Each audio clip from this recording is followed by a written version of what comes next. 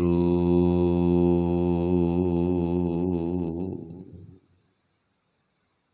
ਛਾਇਆ ਪ੍ਰਭ ਛਤਰਪਤ ਕੀਨੀ, ਸਗਲੀ ਤਪਤ ਬਨਾਸੀ ਰਾਮ।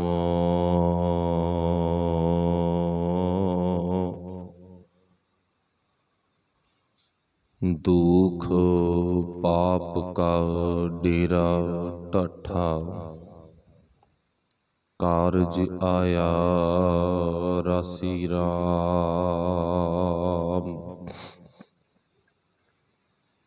ਹਰ ਪ੍ਰਭ ਫੁਰਮਾਇਆ ਮਿਟੀ ਬੁਲਾਇਆ, ਸਾਚ ਧਰਮ ਪੁੰਨ ਫਲਿਆ।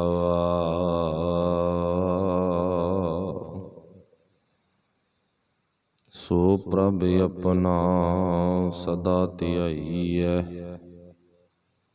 ਸੋਵਤ ਬੈਸਤ ਖਲਿਆ। ਗੁਣ ਨਿਧਾਨ ਸੁਖ ਸਾਗਰ ਸੁਆਮੀ, ਜਲ ਥਲ ਮਹੀਅਲ ਸੋਈ।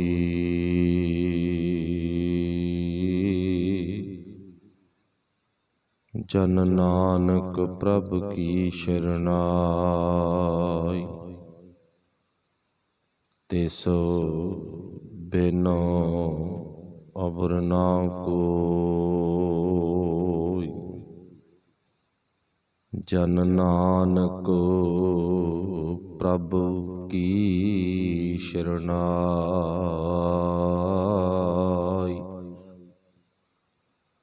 ਤਿਸ ਬਿਨ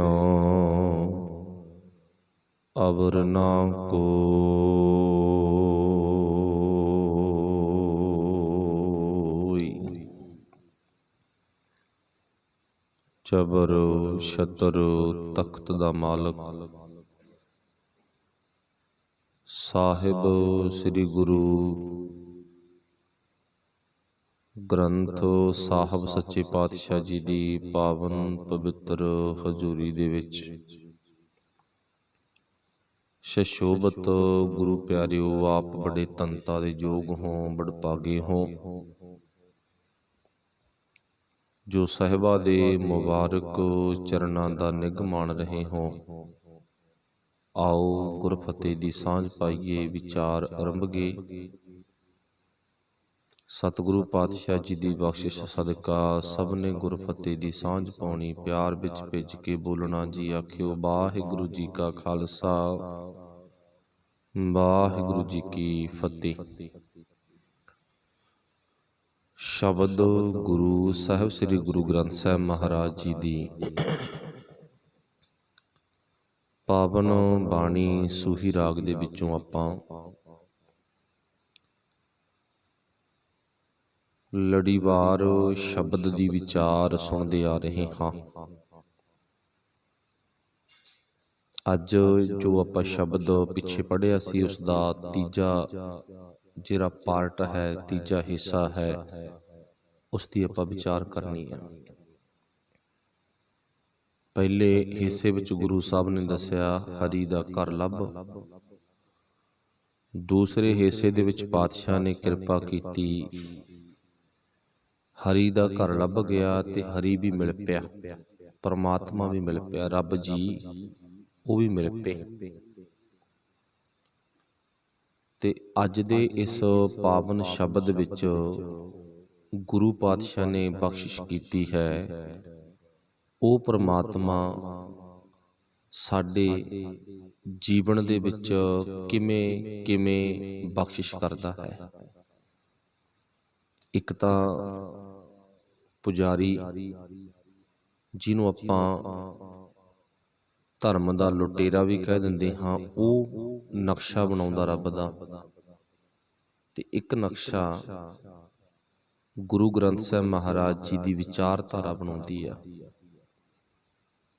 ਉਹਨਾਂ ਦੋਨਾਂ ਨਕਸ਼ਿਆਂ ਦਾ ਆਪਸ ਵਿੱਚ ਕੀ ਫਰਕ ਹੈ, ਉਹ ਆਪਾਂ ਗੁਰੂ ਬਖਸ਼ਿਸ਼ ਕਰੇ ਸਮਝਣ ਦਾ ਯਤਨ ਕਰਾਂਗੇ। ਹੁਣ ਗੁਰਦੇਵ ਪਾਤਸ਼ਾਹ ਨੇ ਜ਼ਿਕਰ ਕੀਤਾ, ਛਾਇਆ ਪ੍ਰਭ ਛਤਰਪਤ ਕੀਨੀ, ਸਗਲੀ ਤਪ ਤੋ ਬਨਾਸੀ ਰਾਮ। ਛਾਇਆ ਦਾ ਅਰਥ ਹੁੰਦਾ ਗਾ ਛਾਂ, ਤੇ ਸਾਡੇ ਸਰੀਰਕ ਆਧਾਰ ਤੇ ਜੇ ਆਪਾਂ ਵੇਖੀਏ ਛਾਂ ਦੀ ਬਹੁਤ ਵੱਡੇ ਪੱਧਰ ਤੇ ਮਾਨਤਾ। ਜਦੋਂ ਮਨੁੱਖ ਦੇ ਜੀਵਨ ਵਿੱਚੋਂ ਛਾਂ ਨਿਕਲ ਜਾਵੇ, ਜੀਵਨ ਬਰਬਾਦ ਹੈ। ਮਨੁੱਖਾ ਜ਼ਿੰਦਗੀ ਇੱਥੋਂ ਸਿੱਧ ਹੁੰਦਾ ਵੀ ਛਾਂ ਜਿਹੜੀ ਹੈ ਉਹ ਜ਼ਰੂਰੀ ਹੈ। ਆਪਣੇ ਲੋਕਾਂ ਦੇ ਆਮ ਤੌਰ ਤੇ ਕਵਿਤਾਵਾਂ, ਗੀਤ ਵੀ ਗਾਏ ਹੋਏ ਨੇ। ਜੇ ਸਾਡੇ ਜੀਵਨ ਵਿੱਚ ਰੱਬ ਛਾਂ ਕਰ ਜਾਵੇ, ਮਾਂ ਦੇ ਪਰਥਾਏ ਵੀ ਛਾਵਾਂ ਦੇ ਸੰਬੰਧੀ ਗੀਤ ਗਾਏ ਹੋਏ ਨੇ। ਮਾਵਾਂ ਠੰਡੀਆਂ ਛਾਵਾਂ, ਮਤਲਬ ਕਹਿਣ ਤੋਂ ਭਾਵ ਜਦੋਂ ਆਪਾਂ ਛਾਂ ਨੂੰ ਸਰੀਰ ਦੇ ਨਾਲ ਮਿਲ ਕੇ ਵੇਖਦੇ ਹਾਂ ਤੇ ਛਾਂ ਦੀ ਜਿਹੜੀ ਮਹੱਤਤਾ ਉਹ ਕਾਫੀ ਆ। ਤੇ ਅੱਜ ਦੇ ਇਸ ਪਾਵਨ ਸ਼ਬਦ ਵਿੱਚ ਗੁਰੂ ਸਾਹਿਬ ਨੇ ਛਾਂ ਦੇ ਸੰਬੰਧ ਵਿੱਚ ਜ਼ਿਕਰ ਕੀਤਾ। ਛਾਇਆ, ਛਾਇਆ ਪ੍ਰਭ ਛਤਰਪਤ ਕੀਨੀ। ਜਦੋਂ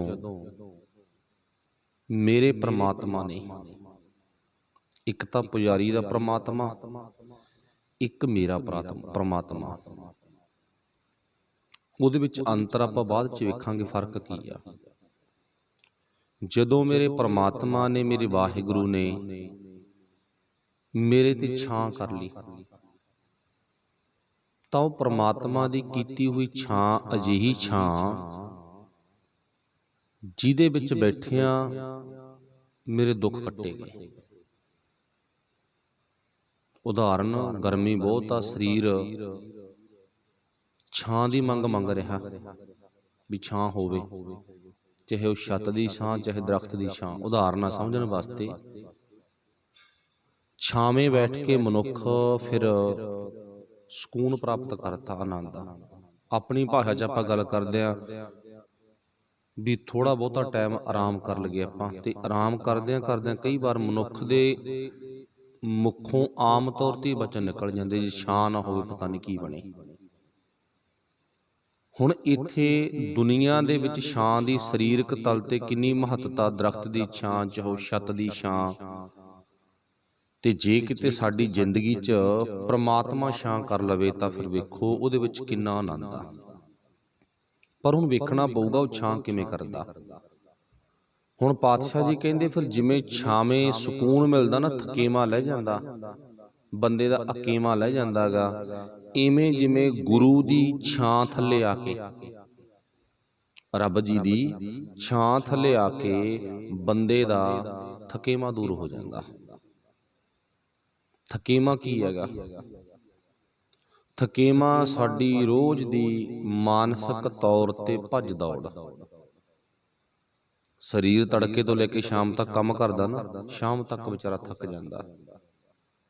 ਬਹੁਤਿਆਂ ਦਾ ਪਹਿਲਾਂ ਥੱਕ ਜਾਂਦਾ। ਸਰੀਰ ਦੇ ਕੰਮ ਕਰਨ ਦੀ ਕੰਪੈਸਿਟੀ ਹੈ, ਕੋਈ ਵੱਧ ਕਰਦਾ, ਕੋਈ ਥੋੜਾ ਕਰਦਾ, ਪਰ ਸਰੀਰ ਤੁਰਦਾ ਤੁਰਦਾ, ਕੰਮ ਕਰਦਾ ਕਰਦਾ ਥੱਕ ਜਾਂਦਾ। ਇਵੇਂ ਜਿਵੇਂ ਬੰਦਾ ਮਾਨਸਿਕ ਤੌਰ ਤੇ ਇੰਨੀ ਕਲਪਨਾ ਕਰਦਾ, ਇੰਨੀ ਭੱਜ ਨੱਠ ਕਰਦਾ, ਇਹ ਥੱਕ ਜਾਂਦਾ।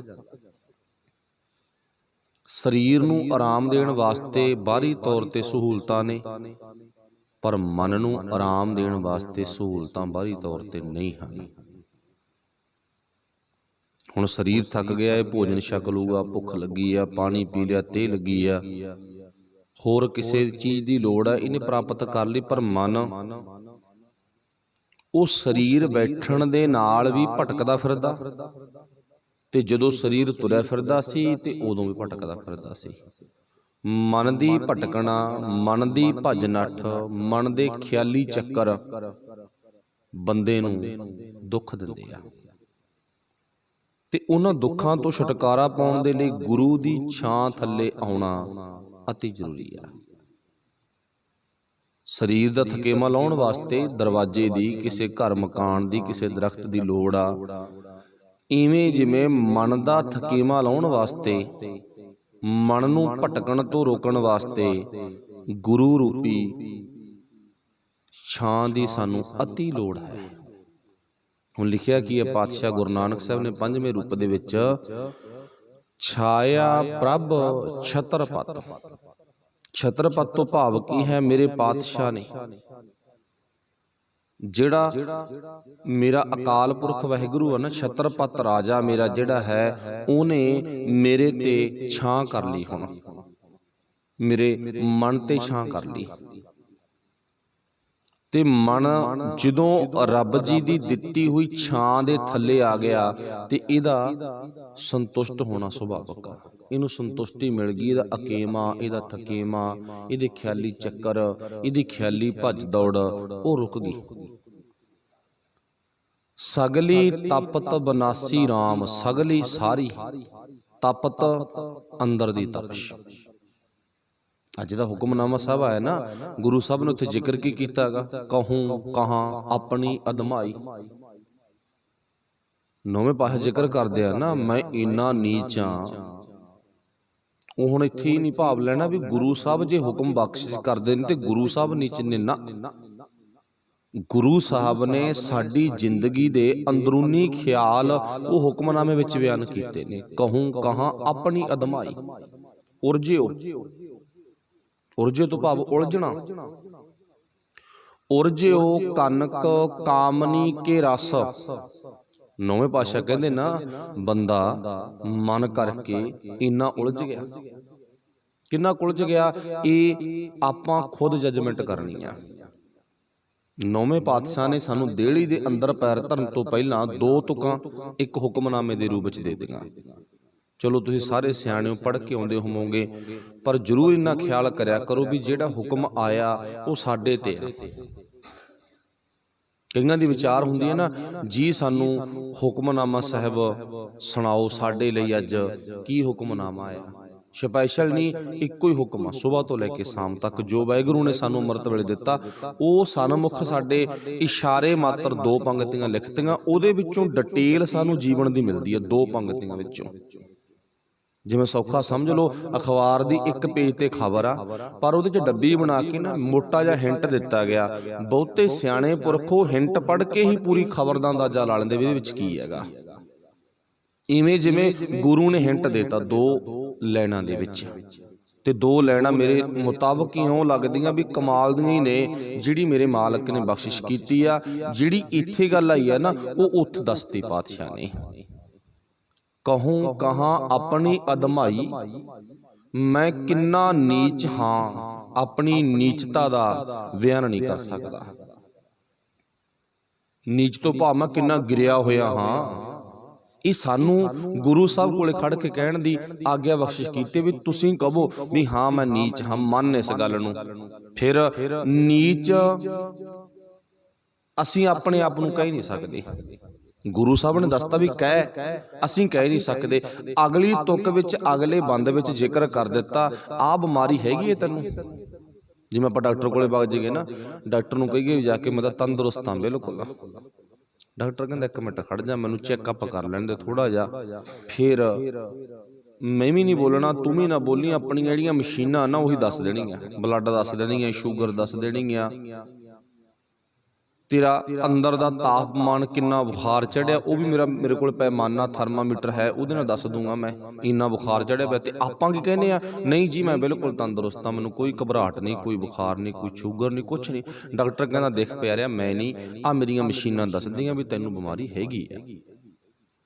ਇਵੇਂ ਜਿਵੇਂ ਗੁਰੂ ਕੋਲੇ ਅਸੀਂ ਪਹੁੰਚ ਗਏ ਤੇ ਅਸੀਂ ਤਾਂ ਕਹਿਤਾ ਵੀ ਨਹੀਂ ਅਸੀਂ ਨਹੀਂ ਜੀ, ਅਸੀਂ ਤਾਂ ਬਿਲਕੁਲ ਤੰਦਰੁਸਤ ਹਾਂ। ਪਾਤਸ਼ਾਹ ਕਹਿੰਦੇ ਜੋ ਥਰਮਾਮੀਟਰ ਬਾਹਰ ਲਾਇਆ ਨਾ ਮੈਂ, ਉਹ ਥਰਮਾਮੀਟਰ ਦੇਖ, ਚੈੱਕ ਕਰ ਆਪਣੇ ਆਪ ਨੂੰ। ਚੈੱਕ ਕਿਵੇਂ ਕਰਨਾ? ਫਿਰ ਉਰਜਿਓ ਕਨਕ, ਕਨਕ ਤੋਂ ਮੀਨਜ ਸੋਨਾ। ਸੋਨੇ ਤੋਂ ਅੱਗੇ ਆਪਾਂ ਵਧਾ ਲਓ ਵੀ ਜੇ ਬੁਖਾਰ ਚੜ ਗਿਆ ਨਾ ਤੇ ਕੁਦਰਤੀ ਗੱਲ ਆ, ਭੁੱਖ ਨਹੀਂ ਲੱਗੂ। ਹੁਣ ਭੁੱਖ ਮਿਟ ਗਈ, ਭੁੱਖ ਮਿਟ ਗਈ, ਰੋਟੀ ਨਹੀਂ ਖਾਧੀ, ਭੋਜਨ ਨਹੀਂ ਲੈਤਾ, ਤੇ ਸਰੀਰ ਦੀਆਂ ਬਿਮਾਰੀਆਂ ਹੋਰ ਵੱਧ ਗਈਆਂ। एक गल दसती ना, हुण उदों गां आपां वधाउणा, गल सोने की करती, नाल उहनूं आपां ऐड की करना, नाल चांदी, नाल रुपईए, नाल जमीन, ये चीज़ च उलझ गया। उलझे वो कनक ते जिहड़ी अगली गल कही आ, वाहिगुरू भला करे, किन्नी सख्त गल कही आ। कनक कामनी, कामनी तो भाव है इस्त्री, इस्त्री लई मर्द, मर्द लई औरतां, दोने बरोबर आ ना, सुमेल आ दोवां चीज़ां दा। ਇਹ ਨਹੀਂ ਗੱਲ ਵੀ ਵੀਰ ਨੂੰ ਕਹਿਤਾ ਭੈਣ ਨੂੰ ਨਹੀਂ ਕਿਹਾ, ਭੈਣ ਦੇ ਲਈ ਵੀਰ, ਵੀਰ ਦੇ ਲਈ ਭੈਣ। ਉਰਜਿਓ ਕਣਕ ਕਾਮਣੀ ਕੇ ਰਸ, ਅੱਗੇ ਕੀ ਲਿਖਿਆ, ਨਹਿ ਕੀਰਤ ਪ੍ਰਭ ਗਾਈ। ਦੱਸਗਾ ਤੂੰ ਕਦੇ ਰੱਬ ਦਾ ਦਿਲ ਦੇ ਵਿੱਚੋਂ, ਜਿਹਨੇ ਤੇਰੇ ਤੇ ਛਾਂ ਕਰਨੀ ਆ, ਉਹਦਾ ਕਦੇ ਦਿਲ ਦੇ ਵਿੱਚੋਂ ਧੰਨਵਾਦ ਕੀਤਾ ਨਹੀਂ ਕੀਤਾ ਨਾ, ਤੇ ਫਿਰ ਉਲਝਿਆ ਕਾਹਦੇ ਚ ਆ? ਆਹ ਚੀਜ਼ ਆ। ਦੋ ਚੀਜ਼ਾਂ ਦਾ ਜ਼ਿਕਰ ਕੀਤਾ, ਦੋਨਾਂ ਚ ਉਲਝ ਗਿਆ। ਤੇ ਮੈਨੂੰ ਇਉਂ ਲੱਗਦਾ ਗਾ ਵੀ ਜਿੱਥੋਂ ਤੱਕ ਘੁੰਮ ਫਿਰ ਕੇ ਆਪਾਂ ਵੇਖਦੇ ਹਾਂ ਦੁਨੀਆ ਦੇ ਵਿੱਚ, ਸੱਚੀ ਮੁੱਚੀ ਨਾ ਜੋ ਗੁਰੂ ਸਾਹਿਬ ਨੇ ਅੱਜ ਤੋਂ 500 ਸਾਲ ਪਹਿਲਾਂ ਗੱਲ ਕਹੀ, ਤੇ ਸੱਚਮੁੱਚ ਅੱਜ ਦੇ ਸਮੇਂ 'ਚ ਮਨੁੱਖ ਇਹਨਾਂ ਦੋਨੇ ਪੁਆਇੰਟਾਂ 'ਚ ਉਲਝਿਆ ਪਿਆ ਗਾ। ਚਾਹੇ ਉਹ ਮੇਰੇ ਵਰਗਾ ਬਾਬਾ ਹੋਵੇ, ਚਾਹੇ ਉਹ ਆਮ ਕਿਰਤੀ ਹੋਵੇ, ਚਾਹੇ ਉਹ ਲੀਡਰ ਹੋਵੇ, ਤੇ ਚਾਹੇ ਉਹ ਅਫਸਰ ਹੋਵੇ। ਇਹ ਮੰਦੀਆਂ ਕਰਤੂਤਾਂ ਜਿਹੜੀਆਂ ਨੌਵੇਂ ਪਾਤਸ਼ਾਹ ਨੇ ਬਿਆਨ ਕੀਤੀਆਂ, ਹਰੇਕ ਨੂੰ ਬਿਮਾਰੀ ਲੱਗੀ ਪਈ ਆ। ਫਿਰ ਉਹ ਬਿਮਾਰੀ ਆ ਜਿਹੜੀ ਉਹ ਮਨ ਦੇ ਖਿਆਲ, ਉਹਨਾਂ ਨੂੰ ਗੁਰੂ ਠੰਡੇ ਕਰਦਾ, ਬੁਝਾਉਂਦਾ ਉਹਨਾਂ ਨੂੰ। ਗੁਰਦਾਤਾ ਗੁਰ ਹਿਵੈ ਘਰ, ਉਹ ਕੀ ਆ? ਉਹ ਮਨ ਦੀ ਭਟਕਣਾ, ਮਨ ਦੀ ਤਪਸ਼ਾ। ਤਪਸ਼ਾ ਨਾ, ਜਿਉ ਤਪਤ ਹੈ ਬਾਰੋ ਬਾਰ, ਉਹ ਜਿੰਦ ਦੀ ਤੜਫਣਾ। ਹੁਣ ਪਾਤਸ਼ਾਹ ਜੀ ਕਹਿੰਦੇ ਜਿਹੜੀ ਉਹ ਤੜਫਣ ਆ ਨਾ, ਜਿਹੜੀ ਉਹ ਅੱਗ ਆ, ਉਹਨੂੰ ਗੁਰੂ ਬੁਝਾਉਂਦਾ ਗਾ। ਜਿਉ ਤਪਤ ਹੈ ਬਾਰੋ ਬਾਰ, ਤਪ ਤਪ ਖਪੈ ਬਹੁਤ ਬੇਕਾਰ। ਤੇ ਇਹ ਤਪਸ਼ ਕਿਵੇਂ ਵਧੀ ਆ?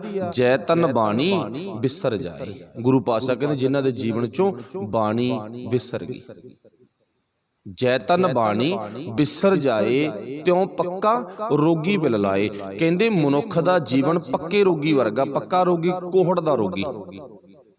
ਪੱਕੇ ਰੋਗੀ ਤੋਂ ਭਾਵ ਕੀ ਆ? ਕੋਹੜ ਦਾ ਰੋਗੀ। ਜਿਉ ਪੱਕਾ ਰੋਗੀ ਬਿਲ ਲਾਏ। ਪਾਤਸ਼ਾਹ ਜੀ ਕਹਿੰਦੇ ਇਦਾਂ ਦਾ ਸਾਡਾ ਜਿਹੜਾ ਗੁਰੂ ਨਾਲੋਂ ਟੁੱਟ ਕੇ, ਸ਼ਬਦ ਨਾਲੋਂ ਵਿਛੜ ਕੇ, ਸੁਭਾਅ ਕਹਿ ਲਓ, ਆਦਤ ਕਹਿ ਲਓ, ਸਾਡੀ ਇਦਾਂ ਦੀ ਆਦਤ ਬਣ ਗਈ। ਉਸ ਆਦਤ ਨੂੰ ਤੋੜਨ ਦੇ ਲਈ ਗੁਰੂ ਨੇ ਉਪਰਾਲਾ ਕੀਤਾ। ਉਹ ਉਪਰਾਲਾ ਕਿੱਥੇ ਹੈਗਾ? ਇੱਥੇ ਜੋ ਆਪਾਂ ਸ਼ਬਦ ਪੜ੍ਹਿਆ, ਛਾਇਆ ਪ੍ਰਭ ਛਤਰਪਤ ਕੀਨੀ। ਛਤਰਪਤ, ਛਤਰ ਤੋਂ ਭਾਵ ਛਤਰ, ਪਤ ਤੋਂ ਭਾਵ ਇੱਜ਼ਤ ਦਾ ਰਾਖਾ। ਛਤਰਪਤ ਰਾਜਾ, ਉਹ ਰਾਜਾ ਜਿਹਦੇ ਸਿਰ ਤੇ ਬਹੁਤ ਸੋਹਣਾ ਛਤਰ ਝੂਲਦਾ। ਚਲੋ ਹੁਣ ਛਤਰ ਦਾ ਨਕਸ਼ਾ ਆਪਾਂ ਕੀ ਬਣਾਵਾਂਗੇ? ਨਕਸ਼ਾ ਥੋੜਾ ਦੇਖੋ, ਗੱਲ ਨੂੰ ਸਮਝਣ ਵਾਸਤੇ ਸਾਨੂੰ ਨਕਸ਼ਾ ਤਾਂ ਤਿਆਰ ਕਰਨਾ ਪਊਗਾ। ਜੇ ਆਪਾਂ ਗੱਲ ਨੂੰ ਸਮਝਾਂਗੇ ਨਹੀਂ, ਵਾਹਿਗੁਰੂ ਭਲਾ ਕਰੇ, ਫਿਰ ਆਪਾਂ ਛਤਰਪਤ ਦੇ ਅਰਥ ਨਹੀਂ ਸਮਝ ਸਕਾਂਗੇ। ਉਦਾਹਰਨ ਮੰਨ ਲਓ, ਮੇਰੇ ਗੁਰੂ ਨੇ ਨਾ ਸੋਨੇ ਦੇ ਛਤਰਾਂ ਦੀ ਗੱਲ ਕਿਤੇ ਵੀ ਨਹੀਂ ਕੀਤੀ। ਬਾਹਰੀ ਤੌਰ ਤੇ ਸਾਡਾ ਸਤਿਕਾਰ ਆ। ਗੁਰੂ ਨਾਨਕ ਸਾਹਿਬ ਤੋਂ ਲੈ ਕੇ ਦਸ਼ਮੇਸ਼ ਪਿਤਾ ਤੱਕ, ਅੱਜ ਤੱਕ ਹਰਿਮੰਦਰ ਸਾਹਿਬ ਦੇ ਵਿੱਚ ਜਿੰਨੇ ਸੋਹਣੇ ਉਰਮਾਲੇ, ਚੰਦੋਆ, ਚਾਨਣੀ, ਛਤਰ ਮੇਰੇ ਗੁਰੂ ਦੇ ਸਿਰ ਤੇ ਚਵਰ ਝੁੱਲ ਜਾਣਗੇ, ਉਹਨੇ ਥੋੜੇ ਆ। ਇਹ ਤਾਂ ਸਮਝ ਗਏ ਨਾ, ਉਨੇ ਹੀ ਥੋੜੇ ਨੇ। ਪਰ ਗੁਰੂ ਨਹੀਂ ਕਹਿੰਦਾ ਮੈਨੂੰ ਮਹਿੰਗੇ ਚਾਂਦਨੀ ਚ ਦੋਏ, ਮਹਿੰਗੇ ਛਤਰਾਂ ਦੀ, ਮਹਿੰਗੇ ਚਵਰਾਂ ਦੀ ਲੋੜ ਆ ਨਾ। ਕਹਿੰਦਾ ਨਹੀਂ ਜਿੰਨੇ ਮਹਿੰਗੇ ਝੁੱਲ ਜਾਣਗੇ ਥੋੜੇ ਨੇ, ਉਹ ਇੱਕ ਅਲੱਗ ਵਿਸ਼ਾ। ਪਰ ਇੰਨੇ ਮਹਿੰਗੇ ਗੁਰੂ ਨਹੀਂ ਕਹਿੰਦਾ ਵੀ ਚਲਾ ਮੇਰੇ ਤੇ। ਪਰ ਗੁਰੂ ਕਹਿੰਦਾ ਮੈਂ ਤਾਂ ਪੁੱਤੇ ਬਚਪਨ ਦੇ ਵਿੱਚ ਨਾ, ਛੋਟੀ ਦੀ ਉਮਰ ਦੇ ਵਿੱਚ, 9 ਸਾਲ ਦੀ ਉਮਰ ਚ ਨਕਸ਼ਾ ਬਣਾਤਾ ਸੀ। ਥੋੜੀ ਜੀ ਜਵਾਨੀ ਵਿੱਚ ਛਤਰਪਤ ਰਾਜੇ ਦਾ ਨਕਸ਼ਾ ਮੈਂ ਤਾਂ ਬਣਾਤਾ ਸੀਗਾ, ਪਰ ਉਹ ਨਕਸ਼ਾ ਅਨਫਿਟ ਕਰਤਾ। ਉਹ ਨਕਸ਼ਾ ਨਾ ਅਨਫਿਟ ਹੋ ਗਿਆ। ਜਿਵੇਂ ਉਦਾਹਰਨ, ਪੁਰਾਣੇ ਮਕਾਨਾਂ ਦਾ ਨਕਸ਼ਾ ਅਨਫਿਟ ਹੀ ਆ ਨਾ ਭਾਈ। ਉਹ ਪੁਰਾਣੀਆਂ ਸੁਭਾਤਾਂ, ਪੁਰਾਣੇ ਕਮਰੇ, ਪੁਰਾਣੇ ਦਰਵਾਜ਼ੇ, ਪੁਰਾਣੀਆਂ ਡਾਟਾਂ ਕਿੱਥੇ ਸਾਨੂੰ ਚੰਗੀਆਂ ਲੱਗਦੀਆਂ, ਉਦਾਹਰਨ ਸਮਝਣ ਦੇ ਲਈ। ਪਰ ਜਿਵੇਂ ਅੱਜ ਦੇ ਸਮੇਂ ਵਿੱਚ ਪੁਰਾਤਨ ਹਰ ਇੱਕ ਚੀਜ਼ ਦਾ ਨਕਸ਼ਾ ਸਾਡੇ ਘਰ ਚੋਂ ਗਾਇਬ ਹੋ ਗਿਆ ਨਾ, ਗੁਰੂ ਸਾਹਿਬ ਜੀ ਕਹਿੰਦੇ ਦੇਖ ਲਾ, ਜਿਹੜਾ ਨਕਸ਼ਾ ਮੈਂ ਤੈਨੂੰ ਛੋਟੀ ਉਮਰ ਵਿੱਚ, ਜਵਾਨੀ ਵਿੱਚ ਦਿੱਤਾ ਸੀ ਨਾ, ਉਹ ਤੂੰ ਨਕਸ਼ਾ ਖਤਮ ਕਰਤਾ। ਉਹ ਨਕਸ਼ਾ ਕਿੱਥੇ ਆ? ਰੋਜ਼ ਆਪਾਂ ਸੋਹਿਲਾ ਸਾਹਿਬ ਦੀ ਬਾਣੀ ਵਿੱਚ ਪੜ੍ਹਦੇ ਹਾਂ। ਉਹ ਨਕਸ਼ਾ ਉੱਥੇ ਦਿੱਤਾ ਹੋਇਆ, ਛਾਪਿਆ ਹੋਇਆ ਹੈਗਾ ਵੀ ਆਹ ਨਕਸ਼ਾ ਛਤਰਪਤ ਦਾ। ਹੁਣ ਗੁਰੂ ਦਾ ਸਾਡੇ ਸਿਰ ਤੇ, ਗੁਰੂ ਸਿਰ ਤੇ ਉਹ ਪਰਮਾਤਮਾ ਵੱਲੋਂ ਇੱਕ ਆਹ ਆਕਾਸ਼ ਰੂਪੀ ਛਤਰ ਹਰ ਟਾਈਮ ਝੁਲਦਾ। ਗਗਨ ਮੈਂ ਥਾਲ ਰਵ ਚੰਦ ਦੀਪਕ ਬਨੇ ਤਾਰਕਾ ਮੰਡਲ ਜਨਕ ਮੋਤੀ। ਧੂਪ ਮਲ ਆਨ ਲੋ ਪਵਨ ਚਬਰੋ ਪਾਵਨ ਹਵਾ ਚਬਰੋ ਚੌਰ ਪਵਨ ਚਬਰੋ ਕਰੇ ਸਗਲ ਬਨਰਾਏ ਫੂਲ ਅੰਤ ਜੋਤੀ। ਭਾਵ ਰੱਬ ਜੀ ਨੇ ਹਰ ਇੱਕ ਜੀਵ ਤੇ ਉਹ ਛਤਰ ਝੁੱਲਣ ਲਾਇਆ ਵਿਆ। ਆਕਾਸ਼ ਬਹੁਤ ਵੱਡਾ ਇੱਕ ਚੰਦੋਆ। ਬਾਣੀ ਵਿੱਚ ਆਕਾਸ਼ ਨੂੰ ਇੱਕ ਨਹੀਂ ਅਨੇਕਾਂ ਥਾਵਾਂ ਤੇ ਚੰਦੋਏ ਦਾ ਜ਼ਿਕਰ ਕੀਤਾ, ਬਹੁਤ ਵੱਡਾ ਚੰਦੋਆ। ਪਰ ਉਹ ਚੰਦੋਆ ਹਰ ਇੱਕ ਜੀਵ ਤੇ ਝੁੱਲਦਾ। ਕੋਈ ਕੋਈ ਸਮਝ ਜਾਂਦਾ ਤੇ ਕੋਈ ਕੋਈ ਨਹੀਂ ਸਮਝਦਾ। ਜਿਹੜਾ ਸਮਝ ਗਿਆ ਉਹ ਹਰ ਵਕਤ ਵਾਹਿਗੁਰੂ ਨੂੰ ਆਪਣੇ ਨਾਲ ਅੰਗ ਸੰਗ ਵਸਦਾ ਨਜ਼ਰ ਮੰਨਦਾ। ਜਿਹੜਾ ਨਹੀਂ ਸਮਝਿਆ ਉਹਦੇ ਲਈ ਪਰਮਾਤਮਾ ਚ ਦੂਰ ਹੈ। ਬਾਣੀ 'ਚ ਲਿਖਿਆ ਨਾ, ਕੋਈ ਬੋਲੇ ਨਿਰਵਾ ਕੋਈ ਬੋਲੇ ਦੂਰ। ਹੁਣ ਉੱਥੇ ਭਗਤ ਜੀ ਕਹਿੰਦੇ ਨੇ, ਕਹਿੰਦੇ ਕੋਈ ਬੋਲੇ ਨਿਰਵਾ ਕੋਈ ਬੋਲੇ ਦੂਰ ਜਲ ਕੀ ਮਛਲੀ ਚਰੇ ਖੰਜੂਰ। ਹੁਣ ਕਹਿੰਦੇ ਲੋਕਾਂ ਦਾ ਸੁਭਾਅ, ਕਹਿੰਦੇ ਭਾਈ ਪਾਣੀ ਦੀ ਮੱਛੀ ਨੂੰ ਲੋਕ ਤਾਂ ਖੰਜੂਰ ਤੇ ਚੜਾ ਆਂਦੇ ਨੇ। ਲੋਕਾਂ ਦਾ ਸੁਭਾਅ, ਰੱਬ ਦਾ ਸੁਭਾਅ ਨਹੀਂ ਹੈ। ਉਹਨੇ ਜੋ ਜੀਵ ਨੂੰ ਜੋ ਥਾਂ ਦਿੱਤੀ ਆ ਉਹ ਜੀਵ ਉੱਥੇ ਹੀ ਰਹੇਗਾ।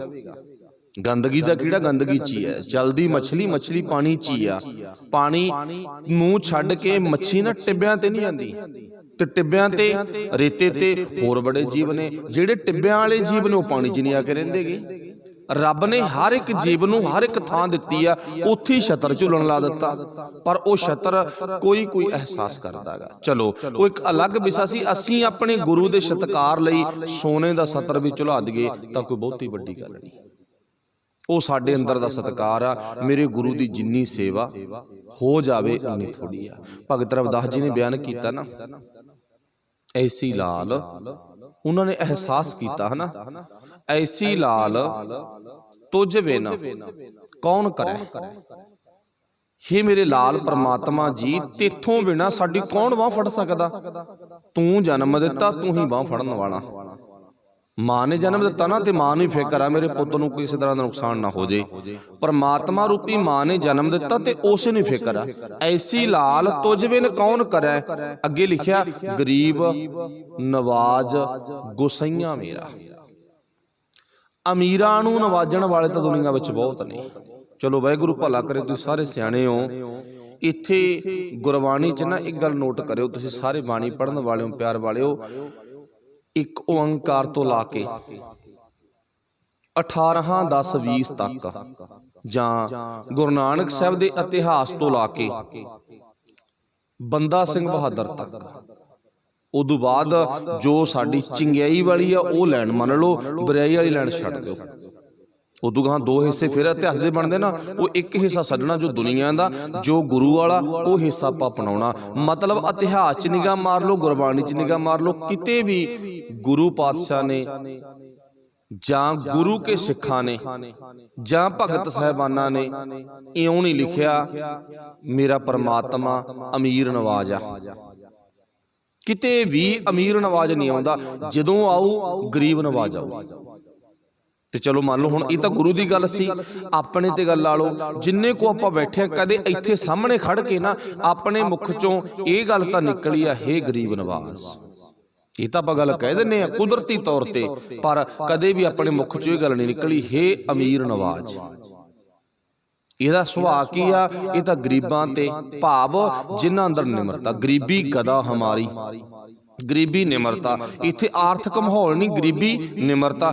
ਨਿਮਰਤਾ ਉਹ ਅਮੀਰ ਵਿੱਚ ਵੀ ਹੋ ਸਕਦੀ ਆ, ਉਹ ਇੱਕ ਦਿਹਾੜੀ ਕਰਨ ਵਾਲੇ ਵਿੱਚ ਵੀ ਹੋ ਸਕਦੀ ਆ। ਹੋ ਸਕਦਾ ਦਿਹਾੜੀ ਕਰਨ ਵਾਲਾ ਅਮੀਰ ਨਾਲੋਂ ਨਾ ਗਰੀਬ ਹੋਵੇ। ਕਿਉਂ? ਉਹ ਅੰਦਰ ਦਾ ਸੁਭਾਅ ਜਿਹੜਾ ਚੰਡਾਲ ਵਾਲਾ ਹੋਵੇ ਤੇ ਅਮੀਰ ਦਾ ਅੰਦਰਲਾ ਸੁਭਾਅ ਦਇਆ ਵਾਲਾ ਹੋਵੇ। ਫਰਕ ਪੈ ਸਕਦਾ ਨਾ।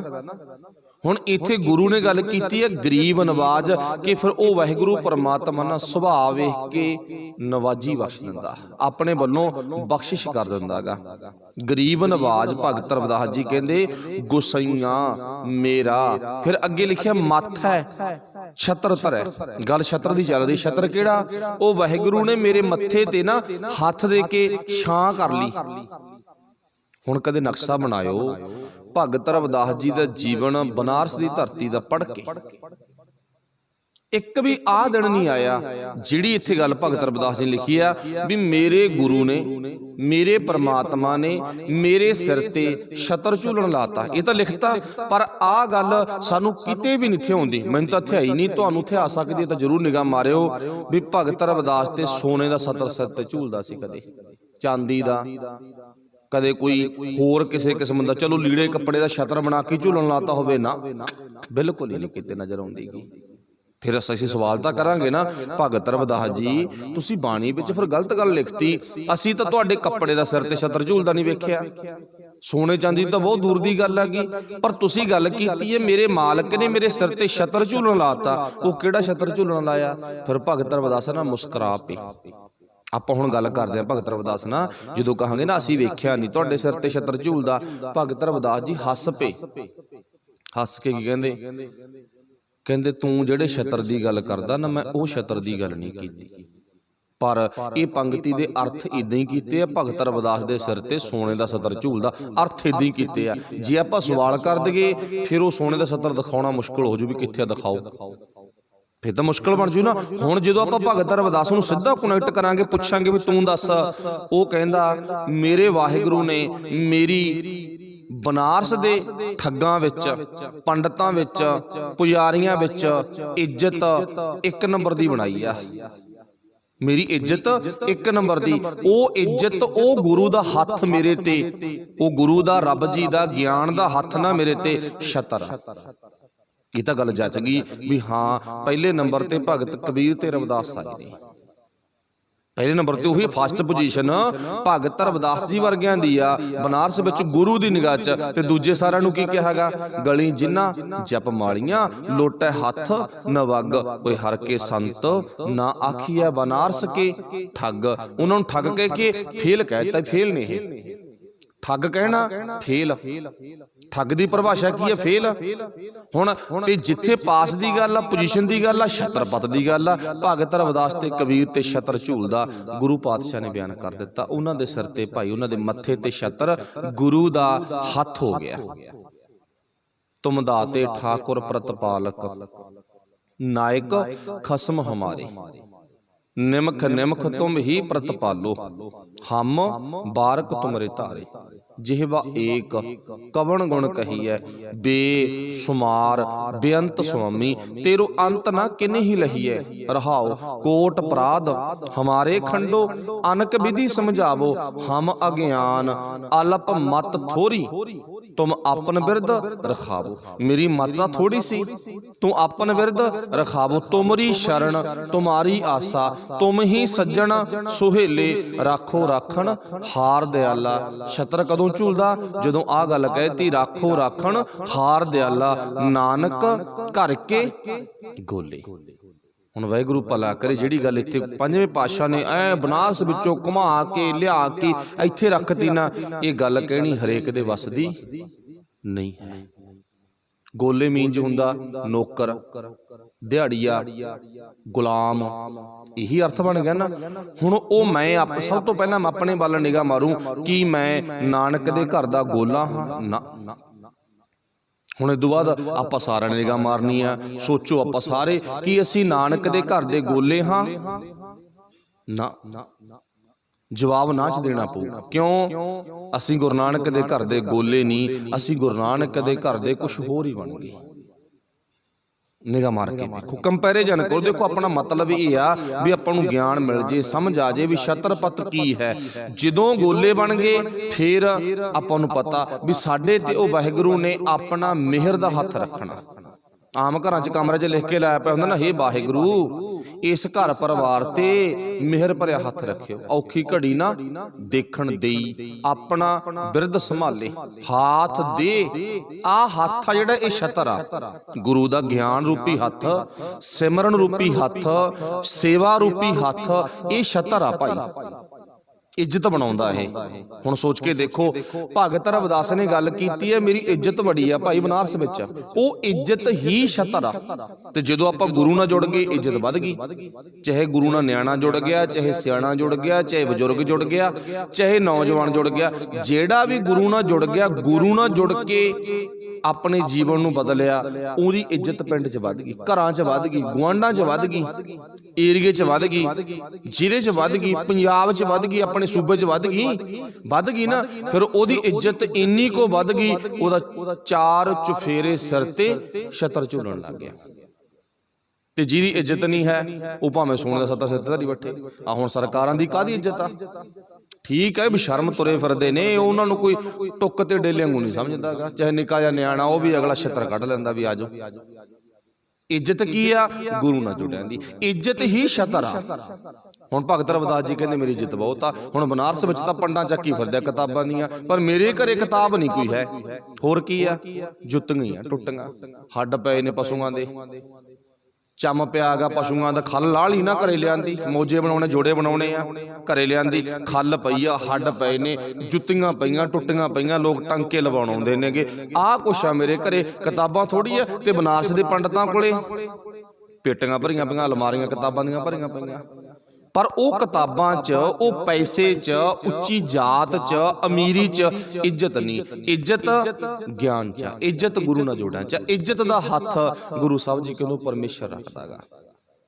ਹਾਥ ਦੇ ਰਾਖੈ ਆਪਣੇ ਕੋ, ਸਾਸ ਸਾਸ ਪ੍ਰਤ ਪਾਲੇ। ਫਿਰ ਹਰ ਸਾਹ ਦੇ ਨਾਲ ਉਹ ਬੰਦੇ ਦੀ ਇੱਜ਼ਤ ਦਾ ਰਾਖਾ ਆਪ ਬਣ ਜਾਂਦਾ। ਹੁਣ ਇਹ ਮੇਰੇ ਖਿਆਲ ਮੁਤਾਬਕ ਤੁਸੀਂ ਸਾਰੇ ਸਮਝ ਗਏ ਹੋਵੋਗੇ ਛਤਰ ਪੱਤ ਦਾ ਅਰਥ ਕੀ ਆ। ਛਤਰ ਦਾ ਅਰਥ ਛਤਰ ਸਿਰ ਤੇ ਝੂਲਣ ਵਾਲਾ, ਪੱਤ ਦਾ ਅਰਥ ਇੱਜ਼ਤ। ਉਹ ਵਾਹਿਗੁਰੂ ਆਪਣਾ ਹੱਥ ਦੇ ਕੇ ਛਾਂ ਰੂਪੀ ਛਤਰ ਹਰ ਇੱਕ ਜੀਵ ਤੇ ਕਰ ਦਿੰਦਾ। ਫਿਰ ਉਹ ਜੀਵ ਨੂੰ ਨਾ ਕਿਤੇ ਵੀ ਠੋਕਰ ਨਹੀਂ ਖਾਣੀ ਪੈਂਦੀ, ਜੀਵ ਠੋਕਰਾਂ ਤੋਂ ਬਚ ਜਾਂਦਾ। ਇਸੇ ਨੂੰ ਗੁਰੂ ਸਾਹਿਬ ਨੇ ਕਿਹਾ ਉਹ ਪਰਮਾਤਮਾ ਦਾ ਛਤਰ ਆਪਣੇ ਸਿਰ ਤੇ ਭਾਈ ਤੂੰ ਝੁਲਾਉਣ ਲੱਗ ਜਾ। ਆਪਣੀ ਇੱਕ ਭਾਸ਼ਾ ਨਹੀਂ, ਕੋਈ ਗਲਤ ਕੰਮ ਕਰਦੇ ਆਪਾਂ ਕਹਿੰਦੇ ਇਹਨਾਂ ਤਾਂ ਚੜਾਤਾ ਝੰਡਾ। ਆਪਣੀ ਭਾਸ਼ਾ ਨਾ ਇਹ ਦੇਸੀ ਭਾਸ਼ਾ, ਇਹਨਾਂ ਤਾਂ ਚੜਾਤਾ ਝੰਡਾ। ਪਰ ਝੰਡਾ ਜਿੱਤ ਦਾ ਚੜਦਾ ਹੁੰਦਾ, ਝੰਡਾ ਜਿੱਤ ਦਾ ਚੜਦਾ ਹੁੰਦਾ ਨਾ। ਪਰ ਉੱਥੇ ਆਪਣੀ ਵਿਅੰਗਮਈ ਭਾਸ਼ਾ ਕੀ ਆ ਵੀ ਇਹਨੇ ਪੁੱਠਾ ਕੰਮ ਕਰਤਾ, ਇਹਨੇ ਤਾਂ ਜਲਾਤਾ ਲੱਲਰ। ਆਪਣੀ ਭਾਸ਼ਾ। ਹੁਣ ਗੁਰੂ ਕੀ ਕਹਿੰਦਾ? ਸੋਨੇ ਦੇ ਛਤਰ ਇਹ ਕੋਈ ਬਾਹਲੀ ਵੱਡੀ ਗੱਲ ਨਹੀਂ ਹੈ, ਇਹ ਝੰਡੇ ਨਾ ਕੋਈ ਬਾਹਲੀ ਵੱਡੀ ਗੱਲ ਨਹੀਂ ਹੈ। ਠੀਕ ਹੈ ਨਾ। ਚਲੋ ਵਾਹਿਗੁਰੂ ਭਲਾ ਕਰੇ। ਇੱਥੇ ਆਪਾਂ ਇੱਕ ਪੰਕਤੀ ਦੀ ਵਿਚਾਰ ਕੀਤੀ ਆ ਹੁਣ ਤੱਕ। ਛਾਇਆ ਪ੍ਰਭ ਛਤਰ ਪੱਤ ਕੀਨੀ, ਮੇਰੇ ਮਾਲਕ ਨੇ ਮੇਰੇ ਸਿਰ ਤੇ ਸੋਹਣੀ ਛਾਂ ਕੀਤੀ ਆ, ਇੱਜ਼ਤ ਦੀ ਮੇਰੇ ਸਿਰ ਤੇ ਛਤਰੀ ਲਾਤੀ ਉਹਨੇ। ਤੇ ਹੁਣ ਕੀ ਆ? ਸਗਲੀ ਤਪਤ ਬੁਝਾਈ। ਫਿਰ ਆਪਾਂ ਨਜ਼ਰ ਮਾਰੀ ਸੀ ਸਾਡੇ ਅੰਦਰ ਤਪਸ਼ਾ, ਉਹ ਤਪਸ਼ ਬਾਹਰ ਅੱਜ ਹੁਕਮਨਾਮੇ ਤੇ ਆ ਗਈ, ਅੰਦਰ ਦੀ ਅੱਗ। ਉੱਥੇ ਲਿਖੀ ਪਈ ਆ ਨਾ, ਪਾਤਸ਼ਾਹ ਨੂੰ ਸਾਨੂੰ ਬਿਆਨ ਕਰਕੇ ਦੱਸਦੀ। ਕਹੂੰ ਕਹਾਂ ਆਪਣੀ ਅਦਮਾਈ, ਔਰ ਜਿਉ ਕਣਕ ਕਾਮਣੀ ਕੇ ਰਸ, ਨਹਿ ਕੀਰਤ ਪ੍ਰਭ ਗਾਈ। ਫਿਰ ਇੱਥੇ ਅੱਗੇ ਕਿਹਾਗਾ ਬਨਾਸੀ ਰਾਮ, ਜਦੋਂ ਮੈਂ ਤਪਿਆ ਹੋਇਆ ਗੁਰੂ ਕੋਲੇ ਆ ਗਿਆ, ਉਹਨੇ ਤਪੇ ਹੋਏ ਨੂੰ ਠੰਡਾ ਠਾਰ ਕਰ ਦਿੱਤਾ। ਉਹਦੇ ਚ ਤਾਕਤ ਆ। ਕਿੰਨੀ ਕੁ ਤਾਕਤ ਆ? ਮੰਨ ਲਓ ਬਰਫ਼ ਦੇ ਵਿੱਚ ਤਾਕਤ ਆ ਵੀ ਉਹ ਜਿਹੜੀ ਵੀ ਚੀਜ਼ ਉਹਦੇ ਨਾਲ ਅਟੈਚਮੈਂਟ ਹੋ ਗਈ ਨਾ, ਟੱਚ ਹੋ ਗਈ, ਉਹਨੂੰ ਆਪਦੇ ਵਰਗੇ ਬਣਾ ਲੂ, ਠੰਡਾ ਕਰ ਦੂਗੀ। ਤੇ ਇਹਦੇ ਗੁਰੂ ਸਾਹਿਬ ਦੇ ਪ੍ਰਥਾਏ ਬਾਣੀ ਚ ਲਿਖਿਆ ਹੈਗਾ ਗੁਰਦਾਤਾ ਗੁਰ ਹਿਵੈ। ਹਿਵੈ ਤੋਂ ਭਾਵ ਹੁੰਦਾ ਬਰਫ਼, ਬਰਫ਼ ਦਾ ਪਹਾੜ, ਬਰਫ਼ ਦੀ ਛਿੱਲੀ। ਗੁਰਦਾਤਾ ਗੁਰ ਹਿਵੈ ਘਰ, ਗੁਰ ਦੀਪਕ ਤਿਹ ਲੋਏ। ਅਮਰ ਪਦਾਰਥ ਨਾਨਕਾ, ਮਨ ਮਾਨਿਆ ਸੁਖ ਹੋਏ। ਸੁਖ ਕਿੱਥੇ ਆ? ਮਨ ਮਾਨਿਆ, ਮਨ ਮੰਨ ਗਿਆ, ਸੁਖ ਹੋਏ। ਮਨ ਮੰਨ ਜਾਵੇ ਤਾਂ ਸੁਖ ਹੈ। ਫਿਰ ਪਾਤਸ਼ਾਹ ਜੀ ਕਹਿੰਦੇ ਜ਼ਿੰਦਗੀ ਕਦੇ ਦੁੱਖਾਂ ਭਰੀ ਨਹੀਂ ਬਤੀਤ ਹੋਵੇਗੀ। ਅੱਗੇ ਪਾਤਸ਼ਾਹ ਜ਼ਿਕਰ ਕਰਦੇ ਨੇ ਦੁੱਖ ਪਾਪ ਕਾ ਡੇਰਾ ਟਾਠਾ। ਉਹ ਵਾਹਿਗੁਰੂ ਨੇ ਨਾ ਮੇਰੇ ਅੰਦਰ ਦੀ ਤਪਤ ਬੁਝਾ ਕੇ ਦੁੱਖਾਂ ਦਾ ਡੇਰਾ ਢਾ ਦਿੱਤਾ। ਵਾਹਿਗੁਰੂ ਭਲਾ ਕਰੇ। ਤੁਸੀਂ ਸਾਰੇ ਸਿਆਣੇ ਹੋ, ਸੂਝਵਾਨ ਹੋ। ਇੱਥੇ ਦੁੱਖਾਂ ਦੀ ਕਿਹੜਿਆਂ ਦੀ ਗੱਲ ਆ ਉਹ ਤੁਸੀਂ ਸਾਰੇ ਜਾਣਦੇ ਹੋ। ਕਈ ਵਾਰ ਸਾਡੇ ਅੰਦਰ ਬਾਹਰੀ ਤੌਰ ਤੇ ਦੁੱਖਾਂ ਦਾ ਨਕਸ਼ਾ ਬਣ ਜਾਂਦਾ। सो कदे कदे आपां सारी सोचते हैं, तुसीं भी सोचते होवोगे भी जिन्हें लिखिया ना ये भी वो परमात्मा तो दुखां दा डेरे ही ढा आंदा गा, दुखां दा जिहड़ा घर आ ना उसे नूं खत्म कर दिंदा, ढा आंदा गा। फिर जिन्हें लिखिया उहदे ते दुख तो सब तो वध आए ने। सरीरक तन ते जेठाड़ दे दिनां च तत्ती लोह ते बैठना पै गया, तन ते भुब्बल पवाउणी पै गई। भुब्बल पाई है ना तन ते, तत्ती गर्म रेत पाई हैगी। फिर मच्चे हुए शरीर नूं चरबी ढल गई ना, विचों निकल गई। मच्चे हुए शरीर नूं ठंडे पानी विच भी पाया गया। मतलब जिथे अग लग जे ना ते अग लगी वाली जगह ते पानी लग जावे, तकलीफ वधदी है, घटदी नहीं है। रावी है ना कोल दी, ठंडा पानी बर्फ निरी ते ठंडे पानी च डोबिया गया, डोब के शहीद किया गया। ते हुण जिन्हें ये गल लिखी है भी दुख ही खत्म हो जाते हैं, फिर सानू पुछना पैना, जिवें आपां भगत रविदास नूं पुछिआ ना भी तेरे सिर ते छत्र किहड़ा झूलदा, उहने दसता इज्जत दा। दुनियावी सतर नहीं कोई आया मेरे सिर ते। ते इत्थे हुण आप पंजवें पातशाह नूं पुछ लिया, फिर वो कहंदा प्यारिया इत्थे अंदर दीयां बीमारियां, मानसिक तकलीफां दी गल आ, वो बंदा अंदरों संतुष्ट है। मनी सिंह दे बाहरी तौर ते तां बंद बंद कट्टे गए ना, पर सुरत उहदी सौखी आ। वो कहंदा ना सुरत करके मैनूं कोई घबराहट नहीं है, दुखां दा डेरा अंदरों खत्म आ। मानसिक दुख उहनूं इदां दा दुख नहीं भी मैं इन्हां दे गुलाम हो जावां, कि मैं मेरी केवल गुरु नानक दा गुलाम। मुल खरीदी लाला गोला, मेरा नाम सुभागा, गुर के वचनी हाट बकाना। मैं तो एक थां ते विक गया, थां थां ते नहीं विकदा मैं। थां थां ते विकण वाले दी इज्जत जीरो हो जाती है। एक थां ते विकिया मैं, हाँ विक गया, जिथे मेरा जित मानदा सी मैं एक थां ते विक गया। भाव गुर के वचनी, गुरु दे वचना कोले हाट बकाना, जित लाया तित लागा। हुण ओहदे हुक्म विच रहना तां, ओहदे हुक्म विच रहना तां आनंद आ ना, ओहदे हुक्म तो टुटना आनंद नहीं है, वो गुलामी आ। इत्थे पर पातशाह जी कहंदे दुख पाप का डेरा ढाठा, कारज आया रासी राम। साडे फिर कारजां दे विच सफलता परमात्मा आप बख्शिश कर दिंदा है। हर प्रभ फरमाया मिटी बुलाया। कई बार जिवें पढ़न विच आपां पढ़ जाने आगे, हर प्रभ फरमाया मिट्टी बुलाया। मिट्टी नूं मिट्टी कह जाने आ, ते मिट्टी दा ते मिट्टी दा फर्क आ। मिट्टी मिट जाना, मिट्टी मिट्टी रेता। हुण इत्थे मिट्टी धरती दी गल नहीं है, इत्थे मिट जाण दी गल आ। हुण पातशाह ने जिक्र की कीता, हर प्रभ फरमाया मेरे वाहिगुरु ने ऐसा मेरे ते हुक्म कीता, उन्हें ऐसी बख्शिश कीती, हुक्म कीता। फिर की आ मेरी जिंदगी चो सारियां बलावां ही खत्म हो गईयां। बलाया, बलाया दा अर्थ की हुंदा? बला। जिवें कमले लोग कहंदे ना इन तो झूठी बला चिंबड़ गई, कोई बला।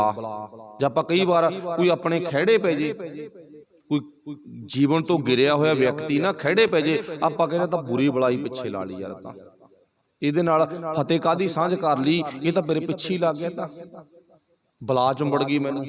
ते चलो वो तां अपनी आम गल आ। एक बला ਉਹ ਜਿਹੜੀ ਨੂੰ ਆਪਾਂ ਭੂਤ ਪ੍ਰੇਤ ਜਿਨ ਆਦਿਕ ਦਾ ਜ਼ਿਕਰ ਕਮਲਿਆਂ ਤੋਂ ਸੁਣਦੇ ਆ, ਆ ਬਲਾ ਚੁੰਬੜ ਗਈ ਭਾਈ, ਤਾਂ ਬਲਾ ਚੁੰਬੜੀ ਪਈ ਆ। ਹੁਣ ਗੁਰੂ ਨਾਨਕ ਸਾਹਿਬ ਨੇ ਕੀ ਕਿਹਾ? ਵੈਸੇ ਤਾਂ ਉਹ ਬਲਾਵਾਂ ਹੁੰਦੀਆਂ ਨਹੀਂ। ਚਲੋ ਇੱਥੇ ਪਾਤਸ਼ਾਹ ਨੇ ਸਾਨੂੰ ਸਮਝਾਤਾ ਵੀ ਜ਼ਿੰਦਗੀ 'ਚ ਜਿੰਨੀਆਂ ਬਲਾਵਾਂ ਨੇ, ਉਹ ਕੀ ਬਲਾ ਸੀ? ਕਾਮ ਦੇ ਪਿੱਛੇ ਤੁਰਨਾ। ਉਰਜਿਓ ਕਣਕ ਕਾਮਨੀ ਕੇ ਰਸ, ਬੋਰਡ ਤੇ ਹੈ ਨਾ, ਉਹ ਬਲਾ ਗੁਰੂ ਸਾਹਿਬ ਨੇ ਕੱਟਤੀ। ਕ੍ਰੋਧ ਰੂਪੀ ਬਲਾ ਗੁਰੂ ਸਾਹਿਬ ਨੇ ਕੱਟਤੀ। ਮੋਹ ਲੋਭ ਹੰਕਾਰ, ਇਹ ਬਲਾਵਾਂ ਨੇ, ਬੁਰੀਆਂ ਬਲਾਵਾਂ। ਲਾਲਚ ਬੁਰੀ ਬਲਾ, अपनी भाषा ना लालच बुरी बला। इत्थे बलाया, बलाया तो भाव बोलना नहीं, बलाया तो भाव बला बुरे ख्याल। वो वाहिगुरु जी ने बुरे ख्यालां दियां बलावां सारियां कट दियां। ते हुण जदों सारियां बलावां कट्टियां गईयां, हुण मेरा मन है ना जिहड़ा बिल्कुल कोरा कागज बन गया, साफ हो गया, जिन्हों आपां कह दईए दुबारा रीफ्रैश हो गया। हुण इहदे सारा कुछ डिलीट हो गया, इहदे च कुछ नहीं रहा। कदों डिलीट होया? जदों गुरु कोले आ गया। पर गुरु ने मेरे दिमाग चों, मेरे मन चों सारियां बलावां कट के बिल्कुल साफ कर दिता। हुण मैं इहदे ते सोहना सोहना लेख, सोहणियां सोहणियां बोलियां, सोहणे सोहणे जीवन दीयां गथावां वो लिखणियां शुरू कर दित्तियां। इतिहास, गुरबाणी, गुरबाणी विचार, कीर्तन, परमात्मा दा नाम वो लिखना शुरू कर दिता। दुख पाप का डेरा ढाठा। अगे लिखिया पातशाह ने, कारज आया रासी हर प्रभ फुरमाया, मिट्टी बलाया साच धर्म पुन फलिया। फिर मेरे जीवन विच साच, अगे लिखिया धर्म, मम्मे पैर विच औंकड़, मेरे जीवन विच धर्म पैदा हो गया, सच पैदा हो गया, मेरे जीवन विच पुण्य कर्म पैदा हो गया। हुण पुण्य कर्म किहड़ा हैगा? पुण्य कर्म वो नहीं जो पुजारी कहंदा, पुजारी वाला पुण्य कर्म नहीं। पुण्य कर्म किहड़ा इत्थे? इत्थे पुण्य कर्म आ भी मेरे अंदर सच पैदा हो गया। सच नाल मित्रता ही सब तो वड्डा पुण्य आ। सच नाल मित्रता, जो सच नाल मित्रता पैगी फिर बंदा गलत काम नहीं करता। ते कई बार पुजारी वो पुण्य करने लई सानू बार बार कहंदा, कहंदे ना अपने घरां दा वैसे ख्याल भी आ भी जिहड़ा पुजारी आ वो चलाक बहुत ज़्यादा हुंदा। वो पुजारी मसीत च भी हो सकदा, वो पुजारी मंदिर च भी आ, वो पुजारी गुरुद्वारे च भी आ, वो पुजारी चर्च गिरजा घर च भी आ, वो तो हर थां ते है ना पुजारी। अच्छा, जेड़ा केवल एक परमात्मा दा पुजारी आ वो चंगा, जेड़ा धन दौलत दा लालच दा पुजारी आ उहनूं गुरु साहब दी बाणी ने भंडिया। जे मुहाका घर मोहे घर मैं पितरी दे, अगे वास्ता सिखाणी है, पितरी चोर करे वड्डीए हथ दलाल के मुसफी ए करे। गुरु पातशाह कहंदे ओ पुजारी दे तां हथ वड्डे जाने चाहिए ने, जेड़ा अगे आपां तो रिश्वत लैके ना धर्म दे नां ते मतलब रब दे नां ते अगे गलत प्रचार करदा, ओ पुजारी वड्डीए हथ दलाल के, ओ दलाल दे हथ तां वड्डे जाने चाहिए ने। गुरु साहब ने उन्हां नूं धर्मी नहीं कहा, उन्हां नूं दलाल कहागा। हुण चेता रखियो, अपने पिंडां च घरां च दलाल लोग आउंदे ने, किसी भी चीज़ का दलाली करने वाला दलाल व्यापारी आउंदे ना, ਅਸੀਂ ਉਹ ਵਪਾਰੀਆਂ ਨੂੰ ਕਦੇ ਧਰਮੀ नहीं कहा, जे कहा तो देख लो। ਤੇ ਆਪਣੀ ਕੀ ਭਾਸ਼ਾ ਹੁੰਦੀ ਆ? ਜਿਹੜਾ ਦਲਾਲ ਆ ਨਾ, ਜਿਹੜਾ ਵਪਾਰੀ ਆ ਕਿਸੇ ਵੀ ਕਿਸਮ ਦਾ, ਉਹਦੇ ਅੰਦਰ ਧਰਮ ਨਾਂ ਦੀ ਚੀਜ਼ ਤਾਂ ਕੋਈ ਹੁੰਦੀ ਨਹੀਂ। ਪਰ ਅੱਜ ਮੰਦਿਰ 'ਚ ਵੀ, ਗੁਰਦੁਆਰੇ 'ਚ ਵੀ, ਮਸਜਿਦ ਵਿੱਚ ਵੀ ਧਰਮੀ नहीं है। ਕੀ ਆ ਉੱਥੇ? ਉਹ ਗੁਰੂ ਸਾਹਿਬ ਨੇ ਲਿਖਿਆ, ਆਸਾ ਦੀ ਵਾਰ 'ਚ ਲਿਖਿਆ। ਵੈਸੇ ਬੁਰਾ ਨਾ ਮਨਾਇਓ, ਆਸਾ ਦੀ ਵਾਰ ਵਿੱਚ ਪਾਤਸ਼ਾਹ ਲਿਖਦਾ, ਵੱਡੀ ਹੈ ਹੱਥ ਦਲਾਲ ਕੇ ਮੁਸਫੀ ਇਹ ਕਰੇ। ਜਿਹੜਾ ਕਹਿੰਦਾ ਨਾ ਵੀ ਮੈਨੂੰ ਦਿਓ ਤੇ ਅੱਗੇ ਚੌਗਣਾ ਹੋ ਕੇ ਮਿਲੂਗਾ, ਇਹ ਬੜਾ ਖਤਰਨਾਕ ਹੈ, ਇਹ ਤੋਂ ਬਚੋ। ਗੁਰੂ ਨਾਨਕ ਸਾਹਿਬ ਨੇ ਰੌਲਾ ਪਾਇਆ ਹੈ ਨਾ, ਉੱਚੇ ਥੜਕੇ ਤੇ, ਉੱਚੇ ਖੜ ਕੇ ਨਾ ਉੱਚੇ ਥਾਂ ਤੇ, ਉੱਥੇ ਰੌਲਾ ਪਾਇਆ ਵੀ ਇਹ ਭਾਈ ਦਲਾਲ ਤੋਂ ਤੁਸੀਂ ਜ਼ਰੂਰ ਬਚਣਾ। ਪਰ ਹੈ ਉਹ ਸੀ ਧਰਮੀ ਵਿਚਾਰਾ, ਗੁਰੂ ਨਾਨਕ ਨੂੰ ਦਲਾਲ ਕਹਿਣਾ ਪੈ ਗਿਆ। ਤੇ ਜਿਹੜੇ ਆਪਣੇ ਪਿੰਡਾਂ 'ਚ ਦਲਾਲ ਨੇ ਉਹਨਾਂ ਨੂੰ ਆਪਾਂ ਧਰਮੀ ਨਹੀਂ ਕਹਿੰਦੇ, ਫਰਕ ਪੈ ਗਿਆ ਇੱਥੇ ਹੁਣ। ਕਹਿੰਦੇ ਸਿਆਰ ਬਹੁਤ ਆ, ਕਹਿੰਦੇ ਨਾ ਇੱਕ ਵਾਰ ਕਹਿੰਦੇ ਕਿਸੇ ਭੈਣ ਤੋਂ ਬਿੱਲੀ ਮਰ ਗਈ। ਵੈਸੇ ਸਾਡੇ ਸਾਰਿਆਂ ਦੇ ਅੰਦਰ ਦਾ ਖਿਆਲ ਆ ਕੁੱਤਾ ਮਰ ਜੇ ਅਸੀਂ ਘੱਟ ਫਿਕਰ ਕਰਦੇ ਆ ਵੀ ਚਲ ਮਰ ਗਿਆ ਤਾਂ ਮਰ ਗਿਆ ਸਹੀ, ਬਿੱਲੀ ਮਰ ਜੇ ਸਾਡੇ ਮਨ ਦਾ ਖਿਆਲ ਹੁੰਦਾ ਕਹਿੰਦੇ ਲੈ ਜੀ ਹੁਣ ਤਾਂ 7 ਪੀੜ੍ਹੀਆਂ ਪਾਪ ਨਹੀਂ ਲੈਣਾ। ਤੇ ਹੁਣ ਭੈਣ ਸੀ ਕੋਈ, ਉਹ ਤੋਂ ਬਿੱਲੀ ਮਰ ਗਈ, ਡਰ ਗਈ ਉਹ ਵਿਚਾਰੀ। ਚਲੋ ਕਹਿੰਦੀ ਮੈਂ ਜਾ ਆਉਣੀ ਆ ਪੁਜਾਰੀ ਕੋਲੇ, ਪੁੱਛਿਆ ਉਹਨੇ ਵੀ ਕੀ ਕਰਾਂ, ਹੁਣ ਮਰ ਤਾਂ ਗਈ, ਹੁਣ 7 ਪੀੜ੍ਹੀਆਂ ਪਾਪ ਦੀ ਗੱਲ ਲੋਕਾਂ ਦੀ ਪਰਿਭਾਸ਼ਾ। ਲੋਕ ਕਹਿੰਦੇ ਨੇ ਹੋ ਸਕਦਾ ਮੈਨੂੰ ਵੀ 7 ਪੀੜ੍ਹੀਆਂ ਪਾਪ ਸਹਿਣਾ ਪਵੇ। ਪੁਜਾਰੀ ਕੋਲੇ ਵਗ ਗਈ, ਉਹਨੇ ਦੱਸਿਆ ਨਹੀਂ ਵੀ ਬਿੱਲੀ ਮਰ ਗਈ। ਸਿਆਣੀ ਮੰਨ ਲਓ ਵੀ ਸਿਆਣੀ ਭੈਣ ਸੀ, ਥੋੜੀ ਜਿਹੀ ਮਤਲਬ ਗੁਰੂ ਨਾਲ ਕਹਿ ਲਓ ਵੀ ਜੁੜੀ ਹੋਈ ਸੀ, ਗਿਆਨ ਸੀ ਥੋੜਾ ਬਹੁਤਾ। ਪੁਜਾਰੀ ਨੂੰ ਜਾ ਕੇ ਕਹਿੰਦੀ ਨਾ, ਕਹਿੰਦੀ ਬਾਬਾ ਜੀ ਮੈਂ ਸੁਣਿਆ ਤੁਹਾਡੇ ਤੋਂ ਕਥਾ ਵਿਚਾਰ ਚ, ਇਹ ਆ ਗੁਰੂ ਗ੍ਰੰਥ ਵਾਲੀ ਕਥਾ ਨਹੀਂ, ਉਹ ਕਥਾ ਹੋਰ ਆ। ਮੈਂ ਸੁਣਿਆ ਵੀ ਤੁਹਾਡੇ ਤੋਂ ਕਥਾ ਵਿਚਾਰ ਚ ਵੀ ਪਾਪ ਜੇ ਕੋਈ ਜੀਵ ਮਰ ਜੇ ਨਾ ਪਾਪ ਬਹੁਤ ਲੱਗਦਾ। ਉਹ ਕਹਿੰਦਾ ਹਾਂ ਬੱਚਾ ਬਹੁਤ ਜ਼ਿਆਦਾ ਪਾਪ ਲੱਗਦਾ, ਕੋਈ ਸ਼ੱਕ ਨਹੀਂ। ਤੇ ਕਹਿੰਦੀ ਮੈਂ ਇਹ ਵੀ ਸੁਣਿਆ, ਕਹਿੰਦੀ ਜੇ ਬਿੱਲੀ ਮਰ ਜੇ ਕਹਿੰਦੀ ਉਹਦਾ ਵੀ ਬਹੁਤ ਵੱਡਾ ਪਾਪ ਹੁੰਦਾ। ਹਾਂ ਭਾਈ ਉਹਦਾ ਤਾਂ ਬਹੁਤ ਜ਼ਿਆਦਾ ਵੱਡਾ ਪਾਪ ਹੁੰਦਾ ਗਾ। ਕਿੰਨਾ ਕੁ ਵੱਡਾ ਪਾਪ ਹੁੰਦਾ ਗਾ?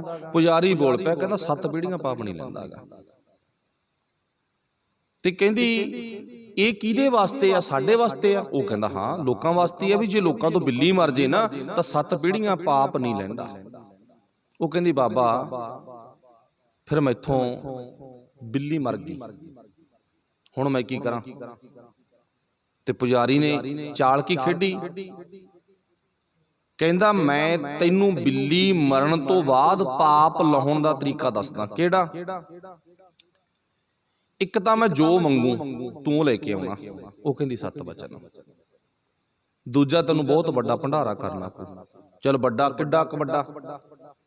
वो कहंदा ना मन लो भी जदों दी ये गल आ गई, एक बलदां दे पिछे खिच्चण वाली सुहागी, सुहागा ट्रैक्टर पिछे खिच्चण वाला, वो सुहागे नूं सीखपाल खड़ा करके इन्ना छोले पूरियां दा ढेर लाउणा पऊ बना बना के, ते उन्हां नूं खवाऊंगा मैं, ना मेरा चलूगा।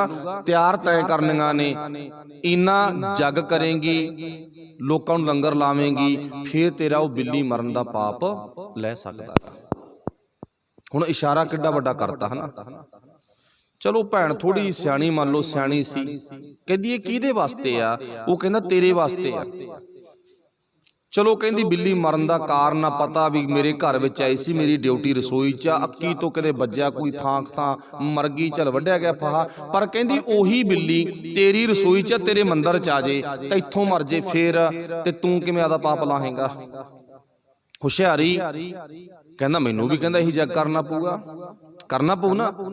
अच्छा फिर तू भी कहंदी सीख पा, क्योंकि पुजारी लोकां तों तां खवाउंदा लोकां नूं अपना नां चला के, पर आप लोकां नूं नहीं खवाउंदागा। ये पिछे तो लेके अज तक दी कहानी आ, भावें तुसीं जमा के वेख लो। वो आपां गल पहलां कर लई, पुजारी कौन आ? कोई गुरु घर दा हो सकदा, मेरे वर्गा बाबा ग्रंथी, कोई मंदिर दा, कोई मस्जिद दा, कोई भी कितों दा हो सकदा जिन्हें लोकां विच गलत बयान कीतागा। हुण कहंदा भी जे साडे तो मर जे ना, कहंदा फिर वो बिल्ली दा पाप लाउण लई असीं सुहागे नूं लम्मा पा के छोले पूरियां बना के लोकां नूं खवावांगे। मतलब सानू थोड़ी जी रियात आ, असीं पुजारी आ ना, तां करके सानू रियात आ गई। असीं लम्मा पा के जिन्नियां को ते चढ़ गईयां उत्ते उन्नियां क पूरियां खवाउणीआं, ते तुसीं सीखपाल खड़ा करके एडा वड्डा ढेर ला के ना मिट्टी वांगू फिर तुसीं लोकां नूं खवाउणीआं। ये पुजारी दी हुशियारी आ। पर गुरु नानक साहब ने उस पुजारी नूं जिन्हें आ गल कीती है ना, उहनूं की कहागा? ये भाई दलाल, ये रब दा दलाल आ। ये दलाल नूं आपां नूं सिद्धा करना पऊगा। काजी होए रिश्वती वड्डी लेके हक गवाए, इन्हां तो बचना पऊ, बचन की जरूरत आ। वो गुरु नानक साहब ने नारा मार के सानू इत्थे समझा दिता, कहंदे फिर भाई अपने जीवन विच सच रूपी धर्म लेके आ, ते पुन्न ये सच अगे वंडना, ये सब तो वड्डा पुन्न आ।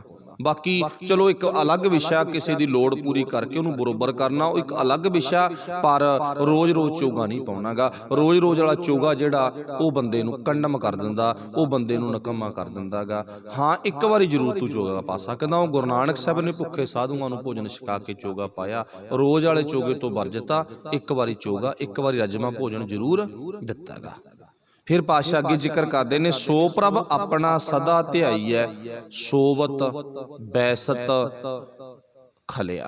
वो परमात्मा नूं सदा ही ध्याया कर, जेड़ा सौंदियां भी तेरे नाल आ, सुत्तियां जागदियां भी तेरे नाल आ, रस्ते में जांदियां भी तेरे नाल आ, हर वक्त तेरे नाल है। उन्होंने ध्याया कर। गुण निधान सुख सागर स्वामी, जल थल महीअल सोई। गुण निधान वो परमात्मा हर थां ते हाजर नाजर है, जल विच भी आ, थल विच भी आ, आकाश विच भी आ। जन नानक प्रभ की शरण आई, तिस बिन अबर ना कोई। एक परमात्मा तो बिना होर दूजा कोई नहीं है, जेड़ा साडे जीवन विच साडे जीवन नूं सोहना बना देवे, साडे जीवन विच साडे ते छतर झूलन ला देवे। होर कोई नहीं है, एक परमात्मा है। अज दी विचार अपनी इत्थों तक ही समाप्त। विषय की सी? साडे सिर ते वो परमात्मा छतर झूलन ला दिंदा, पर वो किहड़ा झूलन लाउंदा? वो आपां भगत रविदास तो पुछ लिया, उन्होंने आपां नूं दस दिता। इज्जत रूपी छतर वो परमात्मा झूलन ला दिंदा है, दुनियावी छतर नहीं झूलन लाउंदा। कई बार साडा मूँह होवे ना दुनियावी छतर वल, भी किद्दे छतर लगू मेरे सिर ते, किद्दे मैनू कुर्सी मिलू। कुर्सी ने तो जीवन सारिਆਂ दी बर्बाद करता। उस चक्कर च है ना। वैसे जे कुर्सी के अर्थ करने हुण कक्के औंकड़, थोड़ी जी विच विथ पा लो, स्पेस पा लो, पिछे पा लो रस्सी, कुरसी, मतलब जिहदे विच रस कोई नहीं, कुरसा ही है। ਦੇਖਣ ਨੂੰ ਭਾਵ ਉਹਦਾ ਰਸ ਹੈ ਵੀ ਕੁਰਸੀ ਤੇ ਬੈਠਣਾ ਪਤਾ ਨਹੀਂ ਕਿਹੋ ਜੂ, ਪਰ ਉਹਦਾ ਰਸ ਬਹੁਤ ਚੰਦਰਾ। ਉਹ ਕੁਰਸੀ ਨੇ ਤਾਂ ਸਾਡੇ ਲੋਕਾਂ ਦਾ ਕਹਿ ਲਓ, ਸਾਡੇ ਸਮਾਜ ਦਾ, ਸਾਡੇ ਲੀਡਰਾਂ ਦਾ ਜੀਵਨ ਵਿਗਾੜ ਕੇ ਰੱਖ ਦਿੱਤਾ।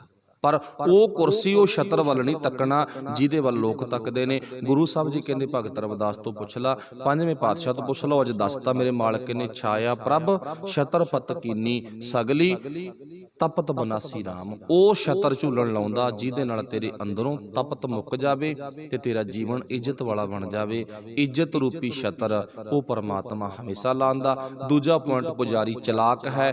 ਚਲਾਕ ਪੁਜਾਰੀ ਕੱਲੀਆਂ ਸੁਹਾਗੇ ਖੜੇ ਕਰਕੇ ਪੂਰੀਆਂ ਨਹੀਂ ਖਵਾਉਂਦਾ, ਹੋਰ ਵੀ ਬਹੁਤ ਕੁਝ ਕਰਦਾ। ਕੱਲ ਨੂੰ ਗੁਰੂ ਸਾਹਿਬ ਅੱਗੇ ਰੱਬ ਬਾਰੇ ਦੱਸਣਗੇ ਵੀ ਇੱਕ ਪੁਜਾਰੀ ਦਾ ਰੱਬ ਆ ਤੇ ਇੱਕ ਹੈ ਗੁਰੂ ਵੱਲੋਂ ਤਿਆਰ ਕੀਤਾ ਹੋਇਆ ਰੱਬ। ਗੁਰੂ ਕਿਹੜਾ ਰੱਬ ਦੱਸਦਾ ਤੇ ਪੁਜਾਰੀ ਕਿਹੜਾ ਰੱਬ ਦੱਸਦਾ, ਉਹ ਆਪਾਂ ਕੱਲ ਨੂੰ ਪੰਜਵੇਂ ਪਾਤਸ਼ਾਹ ਨੂੰ ਪੁੱਛਾਂਗੇ ਲਾਸਟ ਵਾਲੇ ਬੰਦ ਵਿੱਚ। ਅੱਜ ਦੀ ਵਿਚਾਰ ਇੱਥੇ ਸਮਾਪਤ ਆ। ਸਾਰੀਆਂ ਸੰਗਤਾਂ ਦਾ ਧੰਨਵਾਦ, ਹੋਈਆਂ ਭੁੱਲਾਂ ਦੀ ਖੇਮਾ। ਵਾਹਿਗੁਰੂ ਜੀ ਕਾ ਖਾਲਸਾ, ਵਾਹਿਗੁਰੂ ਜੀ ਕੀ ਫਤਿਹ। ਰਾਮ ਕਲੀ ਮਹੱਲਾ ਤੀਜਾ।